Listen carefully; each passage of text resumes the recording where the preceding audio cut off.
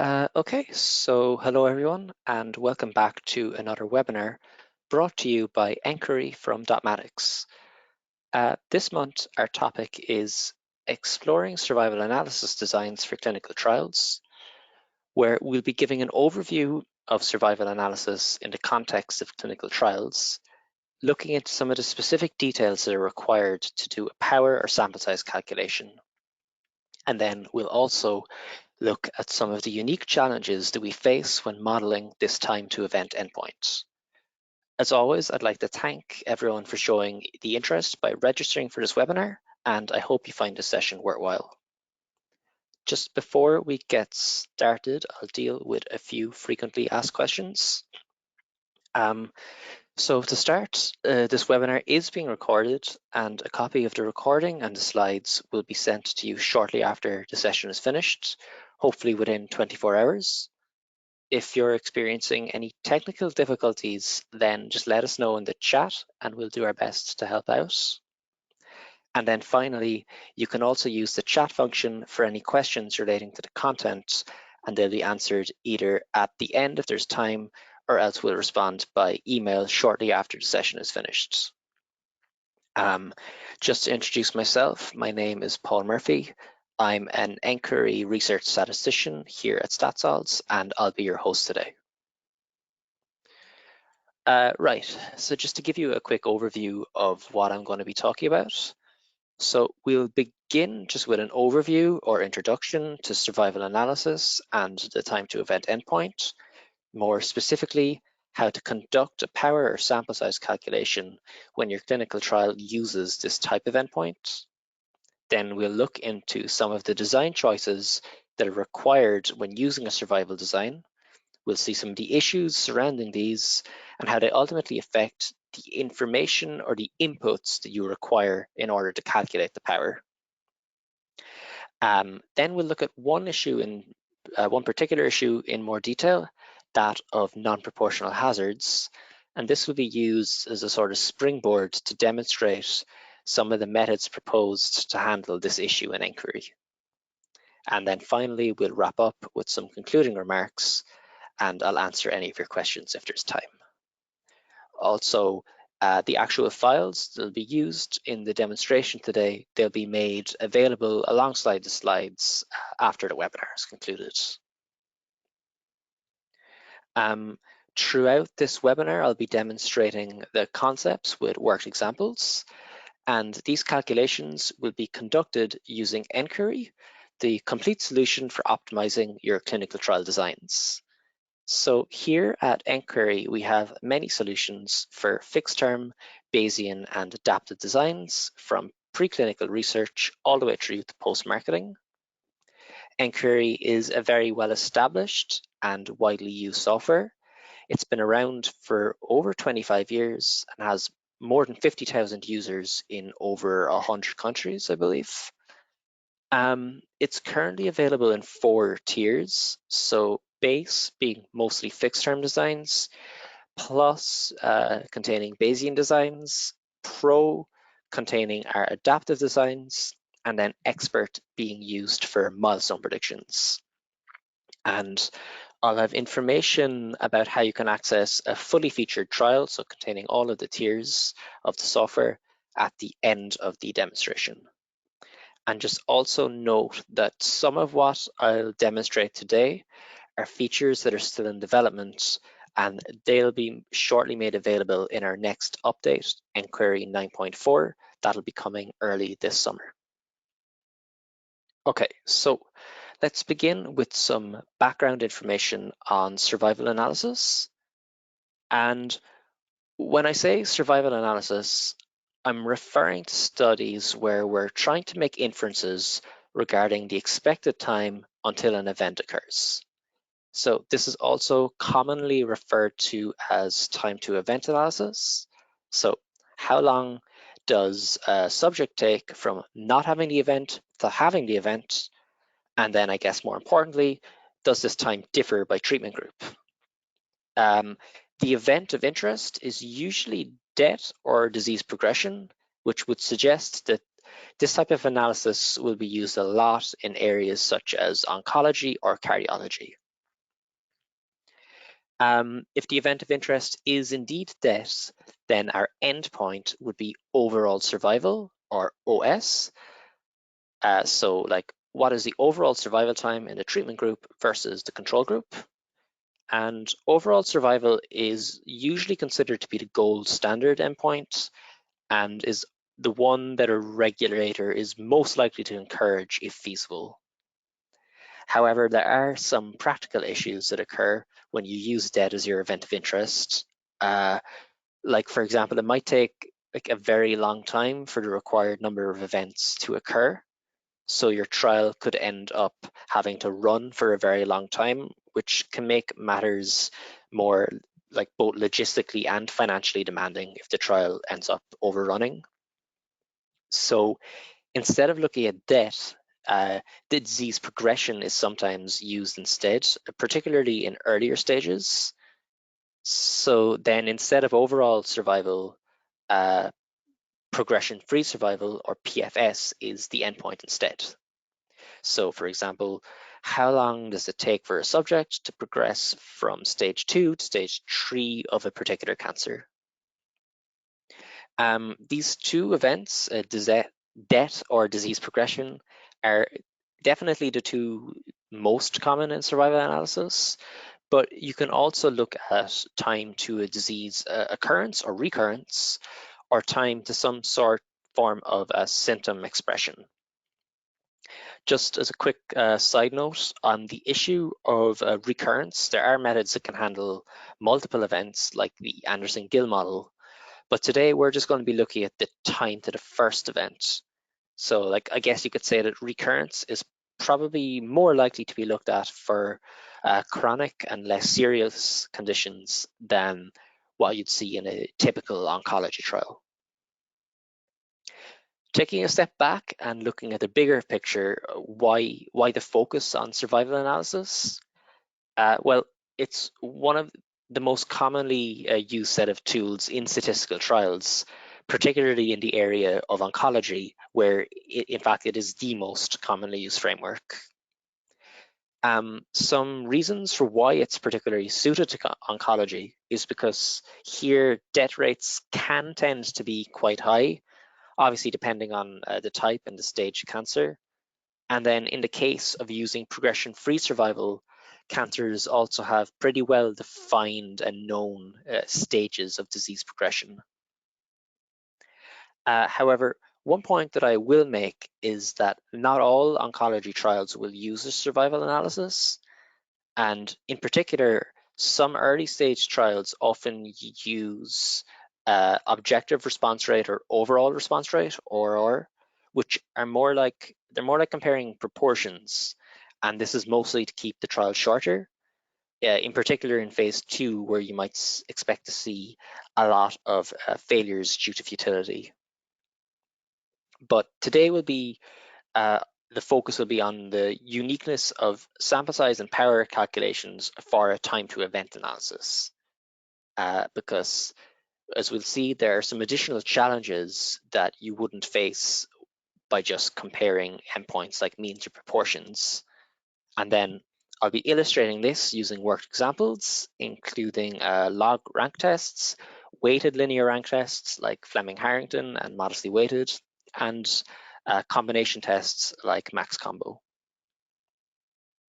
Okay, so now I'm going to talk about some general approaches to calculating power for survival analysis. So just to be clear, in the context of hypothesis testing, power is just the probability of finding for the alternative hypothesis given a specific alternative exists. Like, your alternative might be that the hazard ratio is greater than 0.5, then your power would be the probability of finding a significant p-value given this alternative is true. In other words, the power of finding a significant effect size given it exists.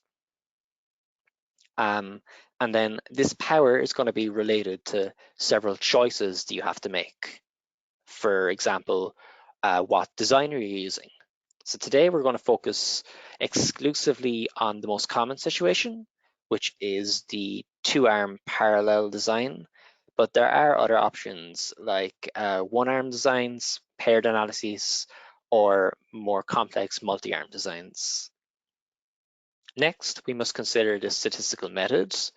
So where the log rank test and the Cox proportional hazards models are traditionally the two most commonly used in survival analysis, but the more recent focus on dealing with non-proportional hazards has introduced other approaches like weighted tests and max combo, which we'll also look at today too.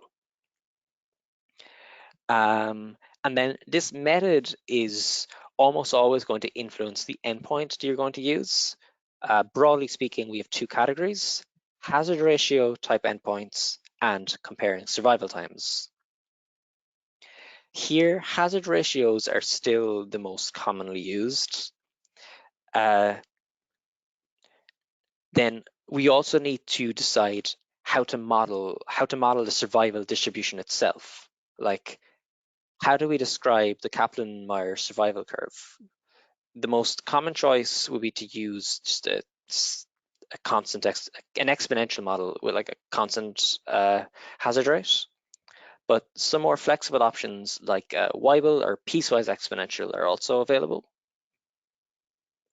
And I suppose the key factor here that you need to keep in mind is that for trials that use time to event endpoints, the power is primarily driven by the number of events and not explicitly by the total sample size. So really the sample size is just an estimate of how many people you need to achieve this required number of events. So often the sample size calculation can be considered like entirely separate to the overall events calculation. Like once we've determined the number of events, we can use a sort of meta model factoring in things like accrual rates, accrual length, overall study length, and dropout rates to calculate the sample size. And we'll look at these factors in some more detail a little bit later. But first, we'll just have a look at some of the formula on the right-hand side here. So first up here, we have the classic Schoenfeld approximation for equal sample size in two groups. And all it uses is Z alpha over 2 and Z beta, which are the cumulative Z test statistics for the significance level and the power respectively. And then you also have the log of the hazard ratio. So you might notice here that this hazard ratio is it's given on its own, like without any further context. So in this case, to calculate the number of the events, we don't need the median survival times or the hazard rates in any individual group, just the overall hazard ratio. So this is a very simple but often very useful approximation to the required number of events. But then over time, others have gone on to expand on this work. And the further work has broadly fallen into two camps. The first is to keep the sample size and events calculation separate, which you'll see in the Friedman and the Lekeen and Folks approximations. Like here, if you look at Lekeen and Folks, you'll see that the first term here is very similar to the Schoenfeld formula. So again, like we have our Z alpha over 2, Z beta, and then subtracting the log here is like the log hazard ratio. And then this events calculation is being multiplied by what's on the right here, which basically gives you the probability of an event. And overall, then that gives you an estimate of the required sample size. So the probability of event, it's going to use the hazard rates, which are your lambdas, lambda 1, lambda 2, the dropout rate, D, the accrual period, T0, and the total follow-up time, T. And it's assumed that the accrual rate here is constant. Then we also have more modern approaches that are based on the Markov process, like the Lakatos approach here. So here, basically, in the beginning of the study, everyone is considered active in the treatment or control group. By active here, I mean that they're still available to have the event, so they haven't dropped out or had the event yet. And then the Markov process splits the subject into a number of small time periods, and then you calculate the probability of transitioning from active to another state, like having the event or dropping out in that period. And to do that, it uses a transition matrix, which we can see here. So like this example has 4 states, lost to follow-up, L, had the event E, or active in either group, so experimental group AE and control group AC. And then if you've been lost to follow-up or had the event, then that's the state you're going to stay in for the rest of the trial, so there's 0 probability of switching. And then in this case, like for example, the probability of switching from any of the active states to dropout is 3% during any of the time periods. And then more recently, Tang developed this further by using a continuous Markov process instead of a discrete one. Before moving on, one point I'll make about these last 2 approaches is that they don't actually attribute all of the power to the number of the events. They both specify that there is a component of the power that's also related to the data maturity, which is the total amount of follow-up that's occurred up to a certain point. Now, the number of events, it still contributes a lot more to the power than the data maturity. So the other approaches are definitely still valid approximations in most cases, but this is just an added subtlety that's worth keeping in mind. Okay, so that was a general introduction to survival analysis for clinical trials, and then some more specific detail about the calculating power when using time to event endpoints. What I'm going to talk about next are just some of the things we need to think about when designing our survival analysis trial in order to assure that the design is appropriate. So now we'll look at how this directly relates to requirements for a sample size or a power calculation. So first of all, what sort of survival patterns do we expect to see? Like, I guess the nicest case would be a parametric distribution, like exponential, where the distance between the 2 curves gets proportionally bigger over time. Or it might maybe need to be described by something more flexible, like the Weibull distribution, which uses a shape and a scale parameter.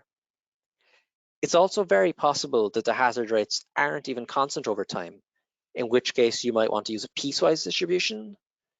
And then this kind of starts to lead us into the complexity of non-proportional hazards.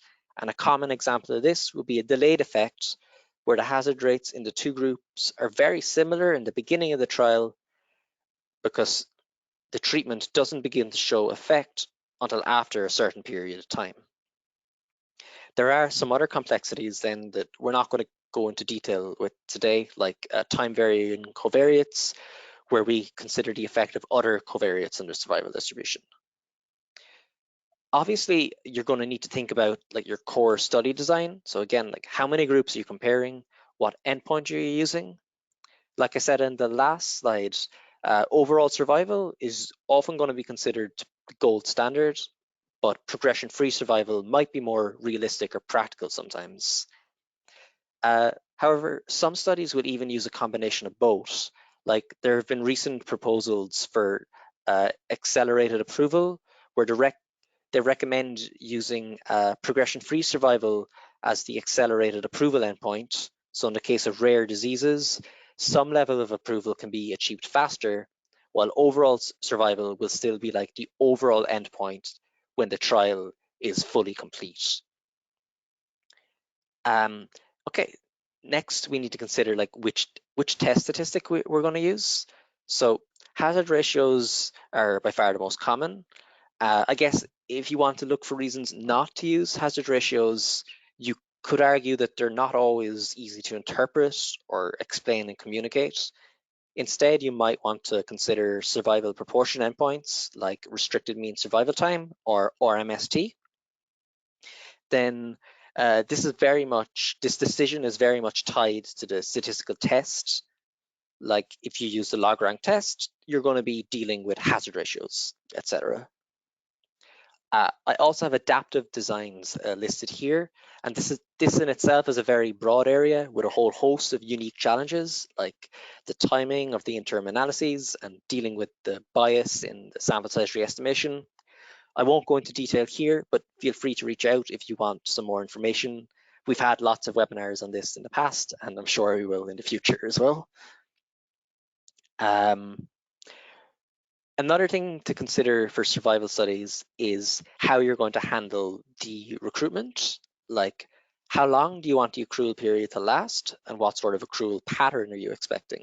Like, will the accrual rate be constant or uniform?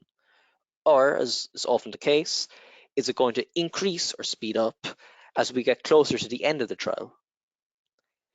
Another consideration would be, is the total length of the study going to be event-driven, where you wait until you observe your required number of events before finishing the study, or is it time-driven, where you have a fixed endpoint in mind, but then you might risk, sorry, you have a fixed like study endpoint in mind, but then you might risk not observing the required number of events for your target power.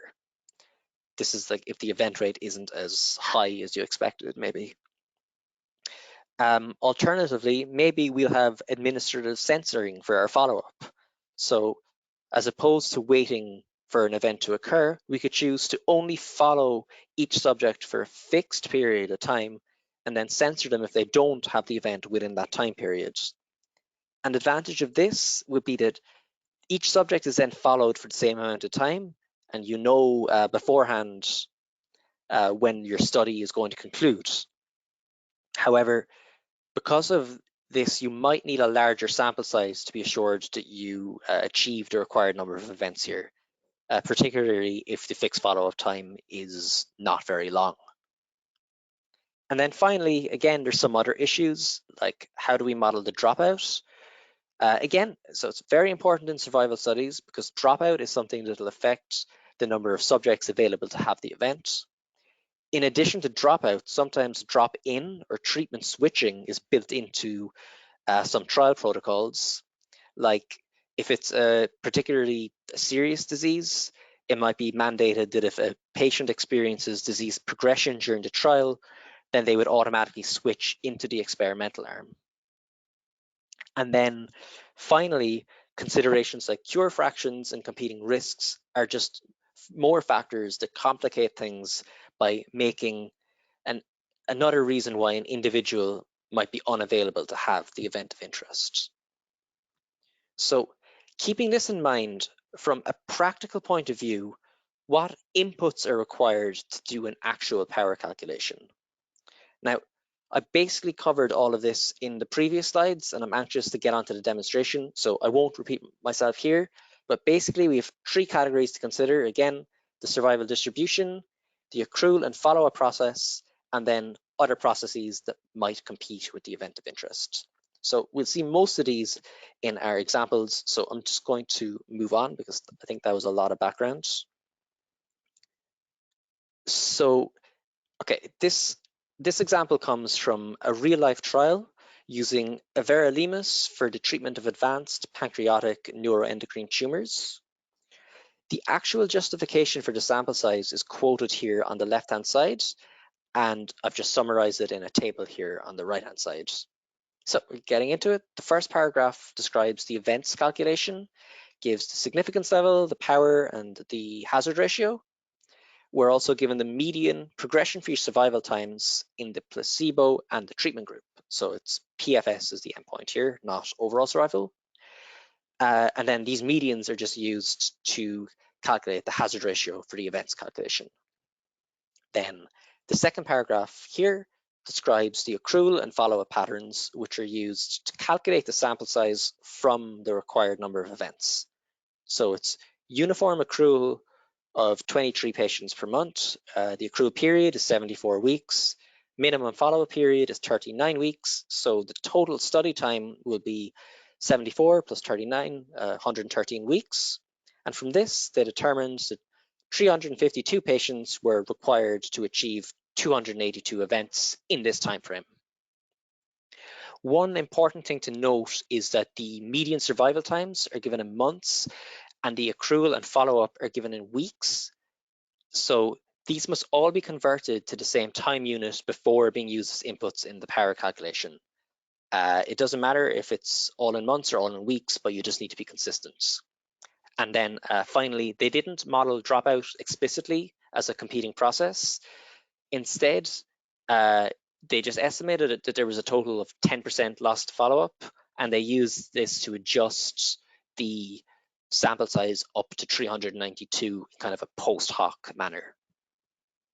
Okay, so the first thing I'm going to do now is to show you how you'd replicate this calculation in nQuery.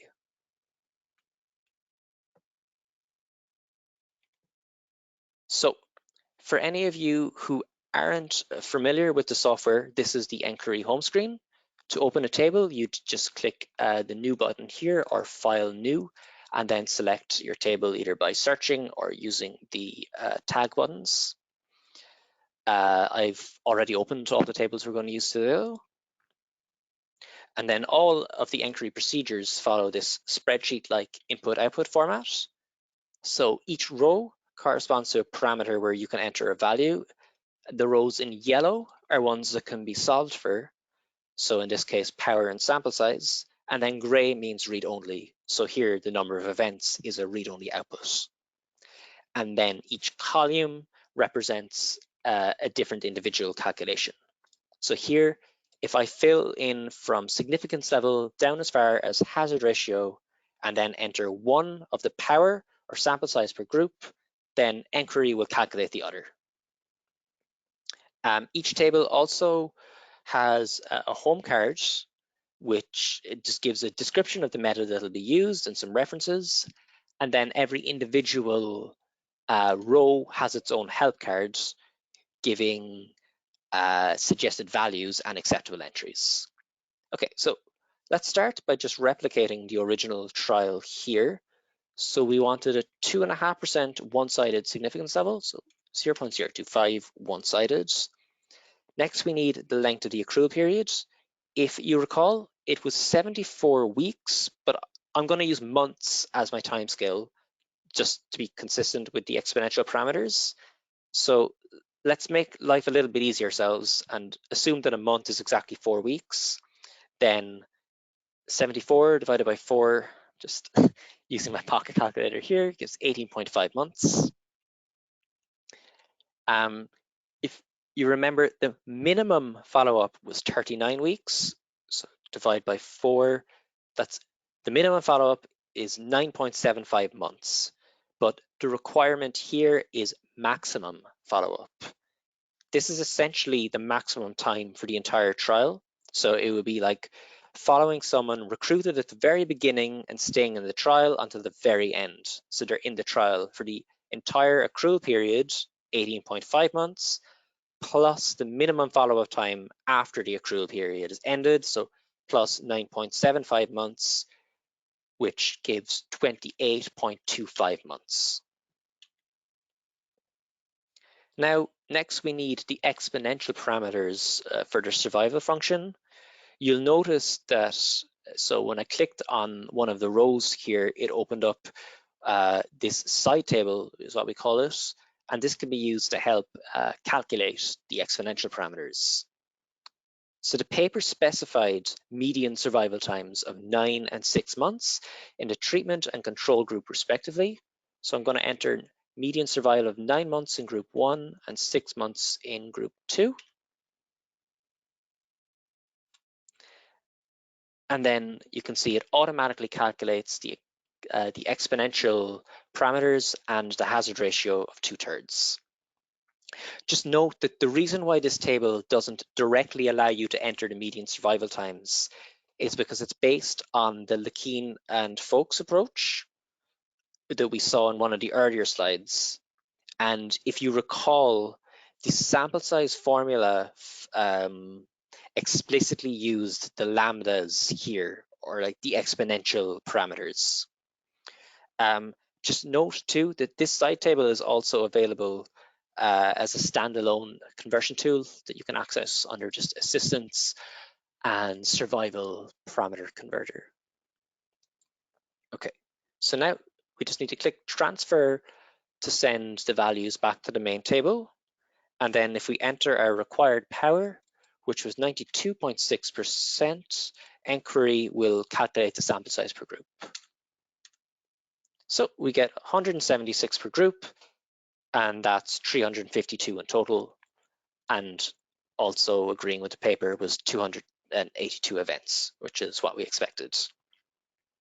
And then if you wanted to incorporate dropout in the same way that the paper did, you'd divide your 352, so the total sample size, by 0.9. So that's 1 minus 0.1 or 100 minus 10% dropout, which gives you 391.1, which you can round up to the 392, which is what the paper showed. But we'll be looking at how to directly incorporate dropout a little bit later as well. Before we move on, one last thing I'll show you here is that you can actually calculate the number of events with just 3 inputs. So if you enter the significance level again, 2.5% one-sided, the hazard ratio of 2/3,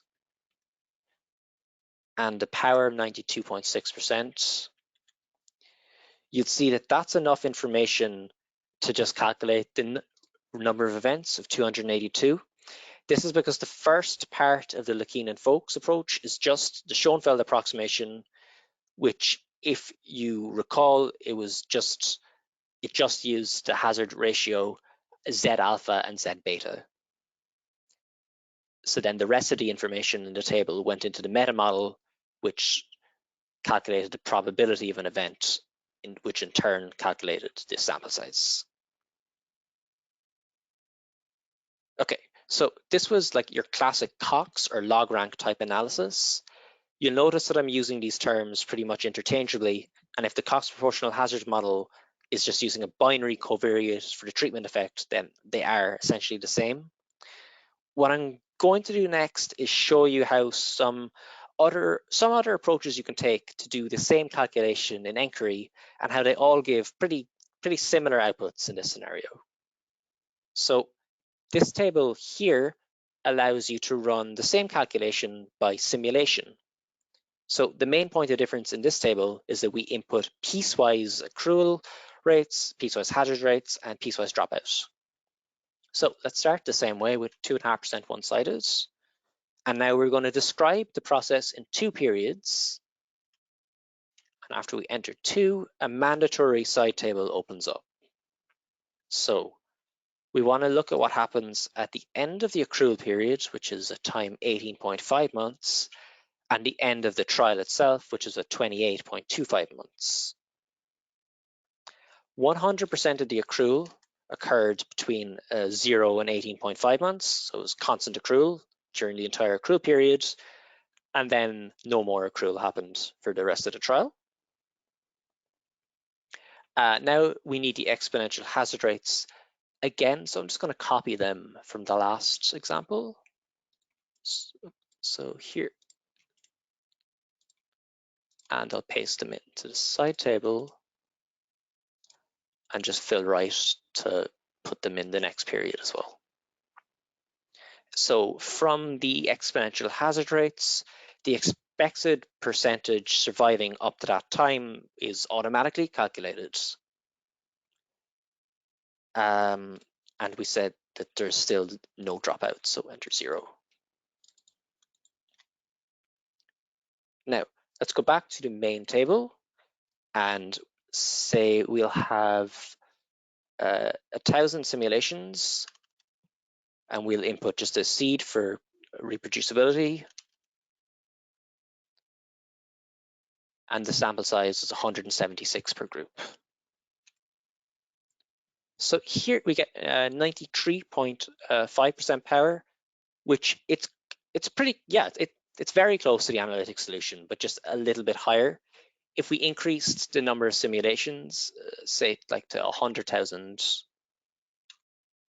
then it should be even closer to the analytic solution. Yeah, you can see 92.69, so very close to the 92.6.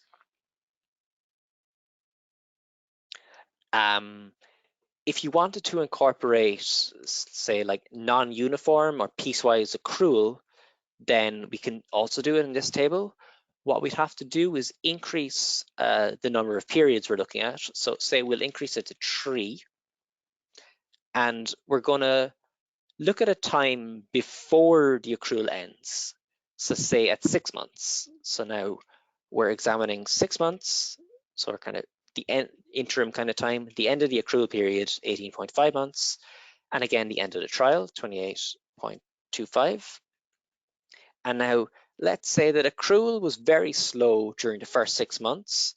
So only 2.5% of the total accrual occurred. So like maybe there were logistical issues at the start of the trial and they had to complete the remaining 97.5% in the time between 6 and 18.5 months. And then I can just copy the rest of the table. So we'll have the same hazard rates.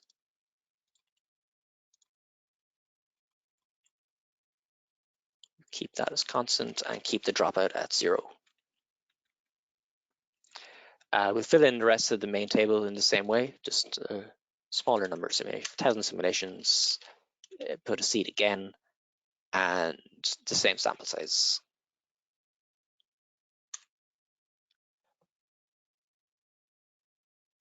So here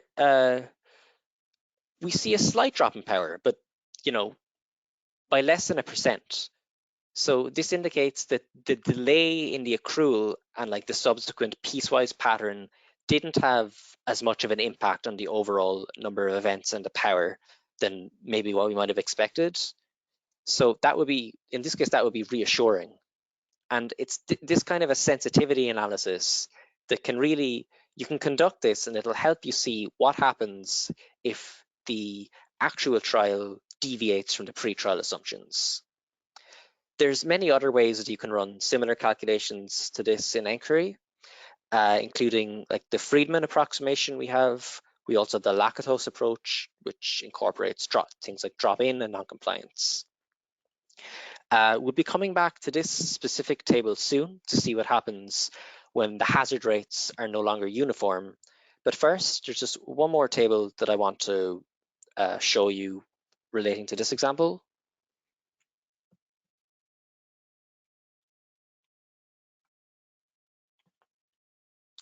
So I've pre-filled most of this table. It's basically an analytic version of the simulation table we've just seen.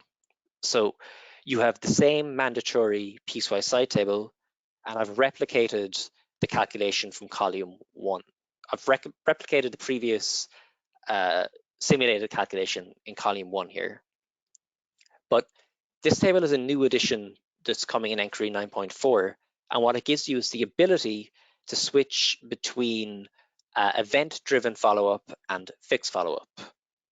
So column 1 was event-driven, just like the simulation, and this is what we've been looking at up to now.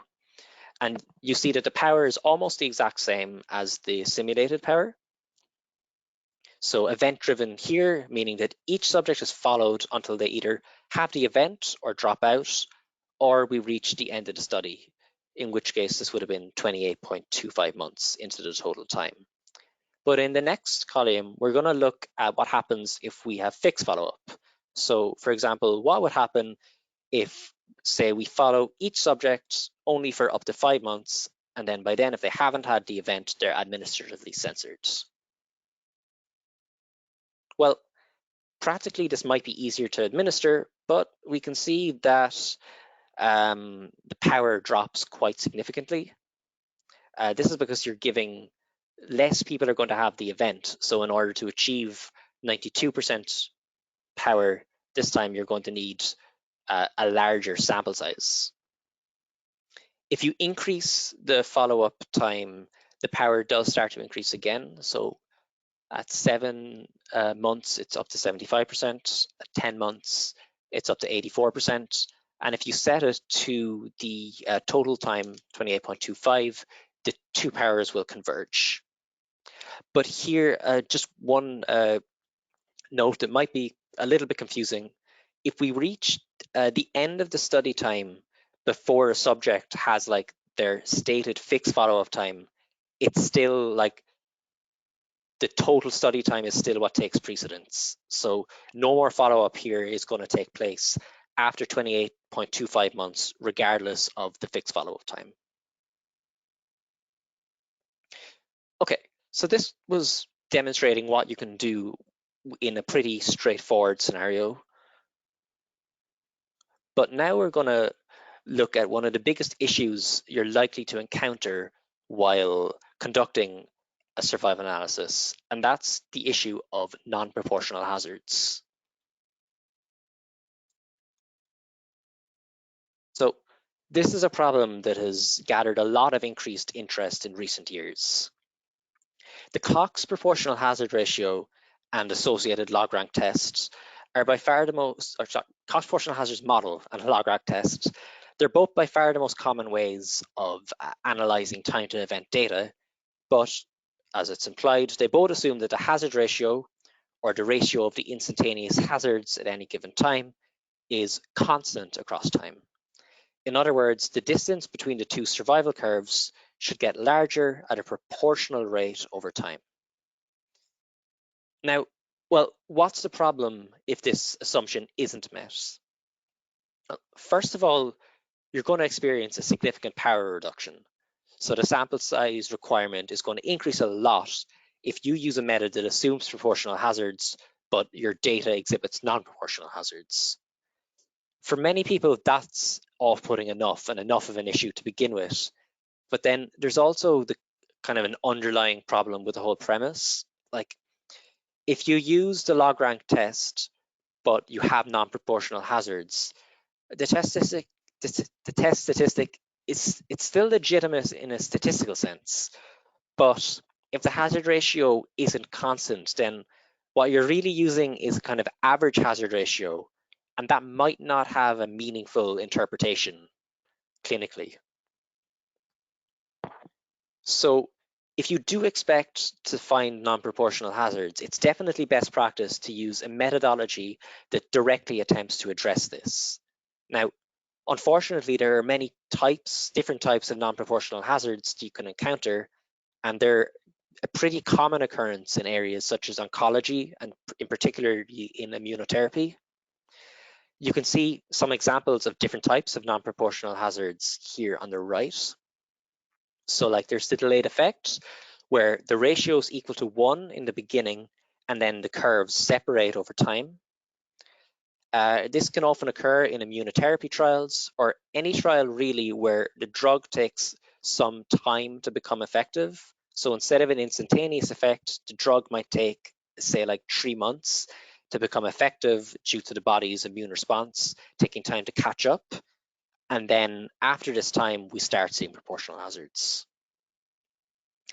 A diminishing effect is another type of non-proportional hazard where a therapy appears to work well for a while, but then over time, the treatment and control show the same survival times.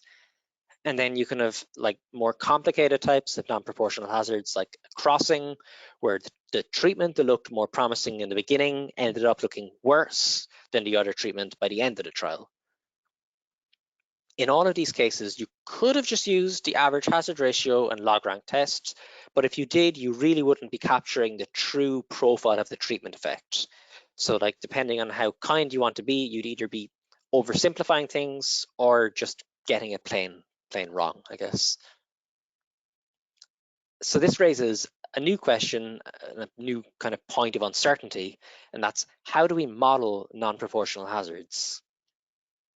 Ideally, we'd like methods that are robust across a variety of non-proportional hazard scenarios. And that's not just different types of non-proportional hazards, but also different cases within each type of non-proportional hazards. For example, like if you have a delayed effect, well, is the delay 1 month, 2 months, or 3 months? And how, like, are you going to accurately know this precisely before the trial begins so you can specify it?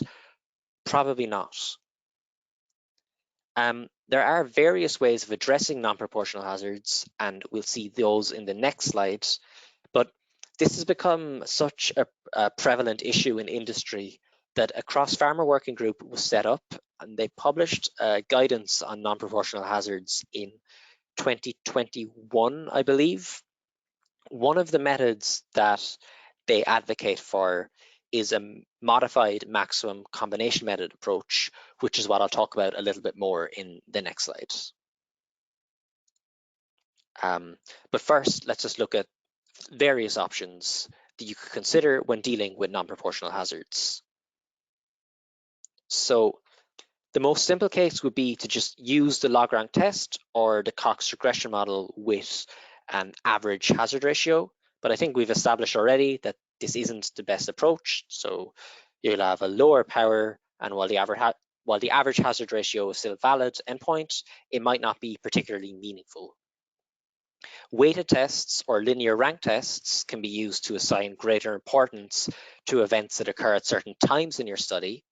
So then each of these can be optimized for a particular type of survival pattern. For examples, briefly, like Wilcoxon and Tyrone Ware both put emphasis on early events. Pito puts emphasis on later events. And then threshold lag is very much tailored to delayed effects, while modestly weighted is a bit of a middle ground, which we'll look at in a little bit more detail later, as it was suggested as a response to some counterintuitive results from other tests. Then piecewise or weighted piecewise models, these split the survival curves into pieces that each individually satisfy the proportional hazards assumption. We'll see the Apple weighted piecewise model in action later too. Next are combination tests like max combo. So this helps take some of the uncertainty out of model selection by allowing you to compare a number of different weighted rank tests, and then it chooses the one that performs the best while still controlling the type 1 error inflation that occurs due to the multiple comparisons process. So max combo is the test that's sort of currently being advocated for, but some older methods such as Breslow, Lee, and even Logan tests are all based on similar concepts. Then, just very briefly, you have some other very different approaches like restricted mean survival time. This is like an alternative to the hazard ratio and uses the difference between areas under the curve up to a specified time t star. And finally, you have some more specific types of models that deal with certain kinds of non-proportional hazards, like responder-based, where one subgroup responds to the treatment but not the other. And this would be mostly seen in trials for kinds of targeted therapies. So I'm just going to give a little bit more detail on max combo before giving another example. So like I said, the max combo procedure allows you to specify multiple tests and then choose the one that performs the best. And it's done in a way that accounts for the multiple comparisons and maintains type 1 error control. There have been many suggestions about the best candidate tests to choose. You can see in the table here that generally it's between 2 and 4 tests, and they're mostly variations of the 2-parameter Fleming-Harrington tests. This is a very flexible and convenient test because if both parameters are equal to 0, it's equivalent to the log rank test. When the first parameter is 1 and the second is 0, it's equivalent to the Pito test. And the 4 parameterizations to show up the most are Fleming-Harrington 0, 0, 0, 1, 1, 0, and 1, 1. But then more recently, these 0.5 procedures have been suggested to deal with some issues that we're going to look at in a moment. But essentially, this is the formula for the Fleming-Harrington weights. The first term relates to early events, and the second term refers to later events. So if you want to emphasize early events, you'd set a parameter 1 to 1 and parameter 2 to 0, and vice versa. So in the most extreme cases, 0, 0 works best for proportional hazards, 0, 1 for delayed effects, 1, 0 works best for diminishing effects, and 1, 1 for crossing hazards. And then the idea is that if you have a 4-test model with all of these candidates, you're covering most of your bases. However, there have been some criticisms of the max combo methods. Like, I guess its main advantage is its robustness, but there are some concerns that it doesn't maintain type 1 error control in some situations. Two of these situations that you're most likely to come across are the strong null and delayed efficacy cases. So really these are issues, they're issues with the individual weighted rank tests as opposed to max combo in general, but recently they've all kind of started getting linked together. One of the more worrying issues would be a case like this one here on the right, where the treatment curve, the dotted line here, is always like worse or at best equal to the survival curve, the solid line, but you still find for efficacy in some cases. And this is really an issue with Fleming-Harrington 0-1, where most of the weighting is given to later events. Similarly, if the treatment group had better survival for the vast majority of the trial, but just dropped below control towards the end of the trial, tests like Fleming-Harrington 0-1 may well end up finding for the control group sometimes.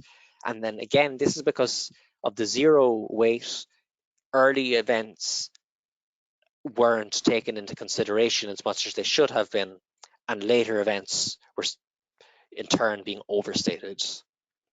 Some suggestions to deal with this would be, one is to change the Fleming-Harrington parameter from 1 to 0.5, meaning that the weighting isn't as aggressive. But even in some situations, this still gives counterintuitive results. Another suggestion is the modestly weighted log rank test from Majir and Berman. That's on the bottom right here. So this time your weights begin at around 1 for the first event and then slowly increase up until a specified time t star, and then the rate will remain fixed at the largest pre-t star value. So you're still upweighting later event times, but you rule out the possibility of an earlier death being given a better score than a later death. And my last point on max combo is a separate one, but regarding the estimands, it's not necessarily clear what the meaningful outcome or test statistic of the max combo test is.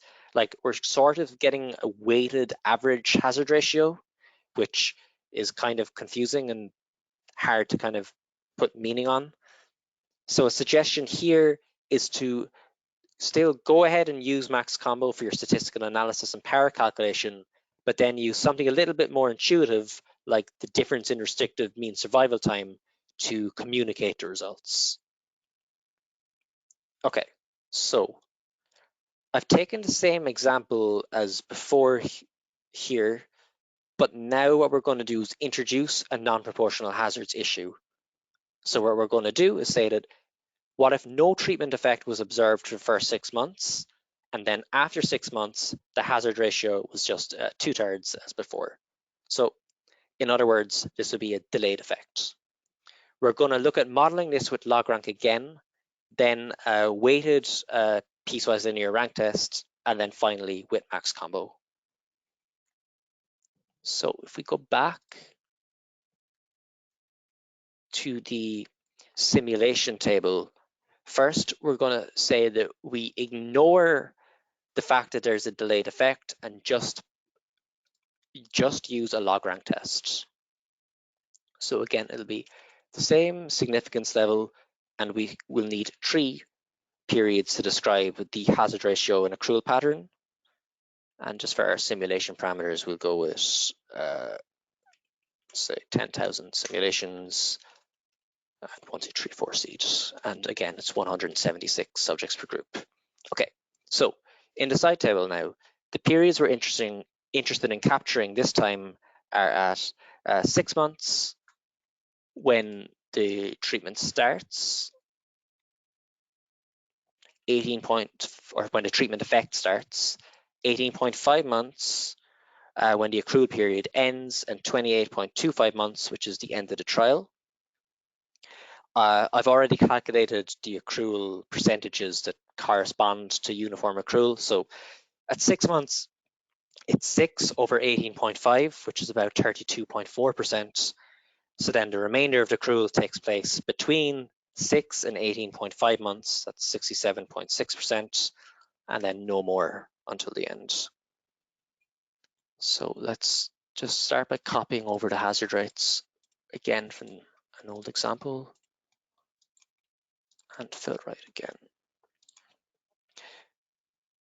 Okay, but we're saying this time that there's no treatment effect for the first 6 months. So the group 1 exponential rate in this period here for time 0 to 6, it's just going to be the same as the placebo, so 0.116. So I'll copy that in. And this will be a hazard ratio of 1 for this period. Again, we're going to have no dropouts.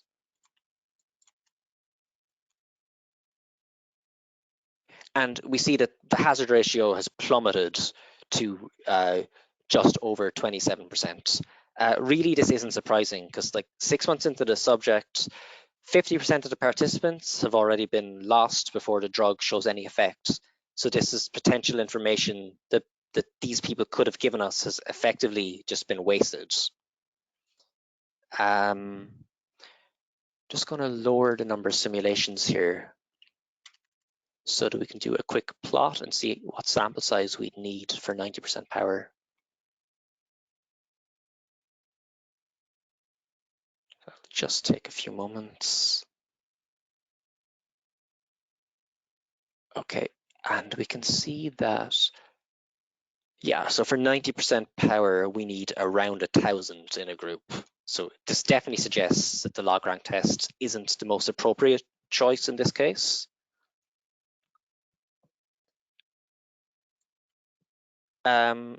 What about a piecewise weighted test? So this time, let's say in the admittedly unlikely scenario that we knew there would be no treatment effect for 6 months and then a full effect after 6 months, we could have used the piecewise weighted log rank test or the Apple method. So I've pre-filled most of this with the same information as the previous example. And what's new is that we'll enter 6 months time to treatment effect here. And that's also the median survival time. So as we saw previously, 50% or the proportion 0.5 will survive beyond this. And because this model is specifically tailored to the delayed effect, we see a very big power increase. So it's almost 60% now. But this is very dependent on our ability to specify the time to treatment effect. Like it mightn't be acceptable for regulators to do this post hoc, and it seems very difficult to pre-specify.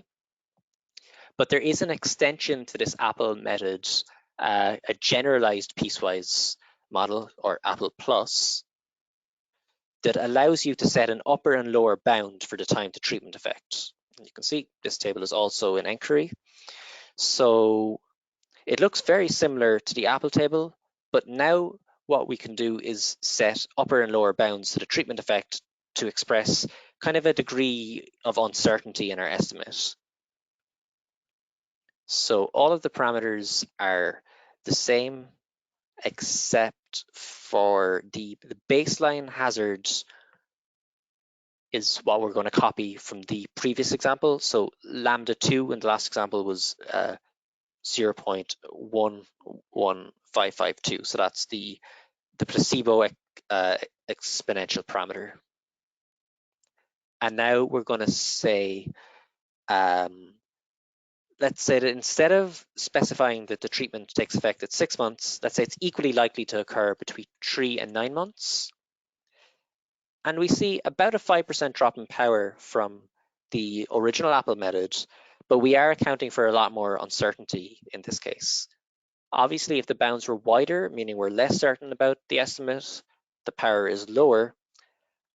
Or if they converge closer to the original time of 6 months, so we're more confident, so say 5.5 to 6.5, the power begins to converge on the original Apple method. But what if we weren't sure about the type of non-proportional hazard at all, so we don't know what model we want to use? This is where max combo becomes useful. because it allows you to specify multiple models while still controlling the type 1 error. So let's give a quick look at this now. Again, I've carried over the same basic inputs from the previous calculations. The ones that look a little bit different are the initial accrual proportion of 0, so no one's in the trial in the very beginning, and the exponential accrual rate of 0 means that it's a constant accrual. We're going to look at the common 4-test design. So Fleming-Harrington 0, which is log rank 0, 1, 1, 0, and 1, 1, which should cover a number of different non-proportional hazard situations. We can see from the drop-down that other weighted tests are available. And then we see in the piecewise side table, it's pretty similar to the one in the simulation table. So we'll enter the same times, 6, 18.5, and 28.25. The control group hazard is constant, 0.16. And we'll input a hazard ratio 1 for the first 6 months, so no effect, and then 2/3 for the remainder. And from here, you can see that the group 2 hazard rates are automatically calculated. Again, no dropouts are considered here. And we'll get our power calculation. So the power is just over 38%, which is, it's an improvement over the 27% we had when we ignored the non-proportional hazards assumption, but significantly lower than the less flexible Apple approach. If you look at the individual test powers, you'll see again that Fleming-Harrington 0, 1 performs the best, which is what we expect in a delayed effects scenario, because it assigns more weight to later events. And again, you have approximately 28% for the log rank test. If we were to switch, say, to the sample size solver and see what sample size we'd need for 90% power, just out of curiosity, for 90% power, we need 1189 total, so nearly 600 per group. So it's obviously a big increase, but it's not far off a 50% saving of what we would have had we ignored the proportional hazards assumption. Because if you remember, that was almost 1,000 per group. Before I wrap up, I'm just going to outline one of the issues with max combo that I was talking about earlier. So this table is basically a subset of max combo where you can run one linear rank test at a time. And if you look at the survival plot that I've inputted in the side table, you can see that the treatment group is always worse than or the same as control. But under Fleming-Harrington, we're still seeing a power of over 5%, and this is due to the overemphasis on later events. If we look to weight it a little bit less aggressively, change the parameter to 0.5, the power decreases to 1.73, and under the modestly weighted test, where our time t star is 12, it's less than 1%. So the probability then of finding in favor of the ineffective treatment is very low indeed. Unfortunately, I can see I'm just out of time here, so I don't have time to go into this in more detail, but feel free to ask any questions by email. But for now, I'm going to briefly wrap up. So just to conclude, today we looked at the concept of survival analysis, and in particular power calculations for clinical trials. We looked at the log rank test and some variations on it, as well as looking into the issue of non-proportional hazards and some of the methods that we can use to handle this. If anyone would like to try a 14-day trial of nQuery, just go to statsols.com/trial, and all we require is an email address. And also, if you have any questions from today or just in general, email info@statsols.com and we'll get back to you as soon as possible. Apologies for just running over time, but feel free to email in any questions and I'll respond as soon as possible. Okay, so once again, thank you for your attention and goodbye.